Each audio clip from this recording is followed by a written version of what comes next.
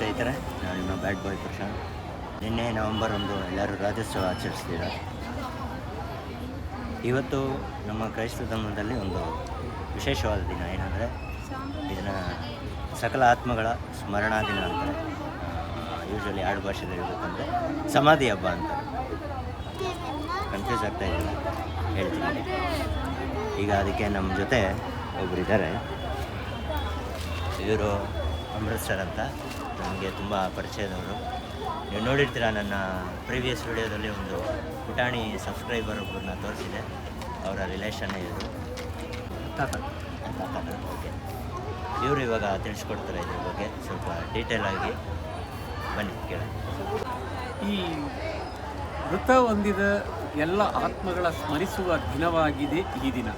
ನಮ್ಮ ಕುಟುಂಬದಲ್ಲಿ ಮೃತ ಹೊಂದಿರುವ ಹಾಗೂ ಎಷ್ಟೋ ಅನಾಥ ಆತ್ಮಗಳನ್ನು, ನೆಲೆಸದೇ ಇರುವ ಆತ್ಮಗಳಿಗಾಗಿ ನಾವು ಪ್ರಾರ್ಥಿಸುವ ದಿನವಾಗಿದೆ ಈ ದಿನ.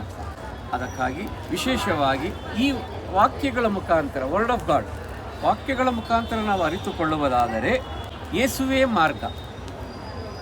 ಯೇಸು ಸ್ವಾಮಿ ತಮ್ಮ ಮಾತನ್ನು ಮುಂದುವರಿಸುತ್ತಾ ತಮ್ಮ ಶಿಷ್ಯರಿಗೆ, ನೀವು ಹೃದಯದಲ್ಲಿ ಕಳವಳಗೊಳ್ಳದಿರಿ, ಅತ್ತು ಗೋಳಾಡದಿರಿ, ಏಕೆಂದರೆ ದೇವರಲ್ಲಿಯೂ ವಿಶ್ವಾಸವಿಡಿ, ನನ್ನಲ್ಲಿಯೂ ವಿಶ್ವಾಸವಿಡಿ. ನನ್ನ ಪಿತನ ಆಸ್ಥಾನದಲ್ಲಿ ಅನೇಕ ನಿವಾಸಗಳಿವೆ, ಅವುಗಳನ್ನು ಆಣಿಗೊಳಿಸಿ ನಾನೇ ಬಂದು ನಿಮ್ಮನ್ನು ಕರೆದೊಯ್ಯುತ್ತೇನೆ. ನಾನಿರುವೆಡೆಯಲ್ಲಿಯೇ ನೀವು ಸಹ ಇರಬೇಕು. ಇದರ ಗೂಢಾರ್ಥವನ್ನು ತಿಳಿದುಕೊಂಡಿದೆಯಾದರೆ ಮೃತ ಹೊಂದಿರುವವರನ್ನು ನಾವು ಸಂತೋಷವಾಗಿ ಕಳಿಸಿಕೊಡುತ್ತೇವೆ. ಇಂದು ನಮ್ಮ ಕುಟುಂಬದಲ್ಲಿ ಹಾಗೂ ಅನಾಥ ಆತ್ಮಗಳಿಗಾಗಿ ಹಾಗೂ ಇಲ್ಲಿ ಮೃತ ಹೊಂದಿರುವ ಎಲ್ಲ ಆತ್ಮಗಳನ್ನು ನಾವು ಸ್ಮರಿಸುತ್ತಾ ಸಂತೋಷಿಸುತ್ತಾ, ಯೇಸುವೇ ನಿಮ್ಮೆಡೆಯಲ್ಲಿ, ನಿಮ್ಮ ಬಲಪಾರ್ಶ್ವದಲ್ಲಿ ಕುಳಿತಿರುವ ಎಲ್ಲ ಆತ್ಮಗಳನ್ನು ನೀವು ಅವುಗಳನ್ನು ನರಕದ ಬಾಗಿಲಿನಿಂದ ತೆಗೆದು ಶುದ್ಧೀಕರಣ ಸ್ಥಳದಲ್ಲಿ ಇರಿಸಿ ಅವುಗಳನ್ನು ಶುದ್ಧಿಗೊಳಿಸಿ ನಿಮ್ಮ ಸ್ವರ್ಗ ಸಾಮ್ರಾಜ್ಯದಲ್ಲಿ ಅವರೆಲ್ಲರನ್ನ ದೂತರುಗಳನ್ನಾಗಿ ಮಾರ್ಪಡಿಸಿ ಸದಾಕಾಲವು ನಿಮ್ಮನ್ನು ಸ್ತುತಿಸುವಂತೆ, ಮಹಿಮೆ ಪಡಿಸುವಂತೆ ಅವರನ್ನು ಮಾರ್ಪಡಿಸಿದ್ದೀರಿ ಎಂದು ನಂಬುತ್ತಾ, ಆತ್ಮಗಳನ್ನು ರಕ್ಷಿಸಿದ್ದಕ್ಕಾಗಿ ವಿಶೇಷವಾಗಿ ಈ ದಿನ ಪ್ರಾರ್ಥಿಸುತ್ತಾ, ಈ ಸಮಯವನ್ನು ಒದಗಿಸಿಕೊಟ್ಟ ನಿಮಗಾಗಿ ದೇವರಲ್ಲಿ ವಿಶೇಷವಾಗಿ ಪ್ರಾರ್ಥಿಸುತ್ತೇನೆ. ಆಮೇನ್, ಆಮೇನ್, ಆಮೇನ್. ಕೇಳಿಸ್ಕೊಂಡ್ರಲ್ಲ, ನಮ್ಮ ಕುಟುಂಬದಲ್ಲಿ ಯಾರ್ಯಾರು ಮೃತರಾಗಿದ್ದಾರೆ, ನಮ್ಮ ಸ್ನೇಹಿತರುಗಳಾಗಿರ್ಬೋದು, ಪರಿಚಯದವರಾಗಿರ್ಬೋದು, ಇವ್ರು ಹೇಳೋ ಪ್ರಕಾರ ಅವ್ರನ್ನ ನೆನೆಸ್ಕೊಂಡು ಅವ್ರಿಗಾಗಿ ಪ್ರಾರ್ಥಿಸಿ, ಅವ್ರ ಆತ್ಮಕ್ಕೆ ಶಾಂತಿ ಸಿಗಲಿ ಅಂತ ಪ್ರಾರ್ಥಿಸಿ. ಬಟ್ ದುಃಖ ಪಡೋಕ್ಕೆ ಹೋಗಬೇಡಿ, ಅದನ್ನೇ ಹೇಳ್ತಾ ಇರೋದು. ಅವ್ರಿಗಾಗಿ ಪ್ರಾರ್ಥಿಸಿ, ಇನ್ನೂ ಒಳ್ಳೆಯದಾಗುತ್ತೆ. ಏನಂತ ಸಂತೋಷವಾಗಿ ಕಳಿಸ್ಬಿಟ್ರೆ ಅವ್ರ ಮೇಲಿರುವಾಗ ಅವರು ಸಮಾಧಾನದಿಂದ ಇರ್ತಾರೆ. ನಾವು ದುಃಖ ಪಟ್ಟರೆ ಅವ್ರ ಮೇಲೆ ಅವರು ದುಃಖ ಪಡ್ತಾರೆ ಅನ್ನೋದನ್ನ ಇವರು ಸೂಕ್ಷ್ಮವಾಗಿ ಹೇಳಿದ್ದಾರೆ.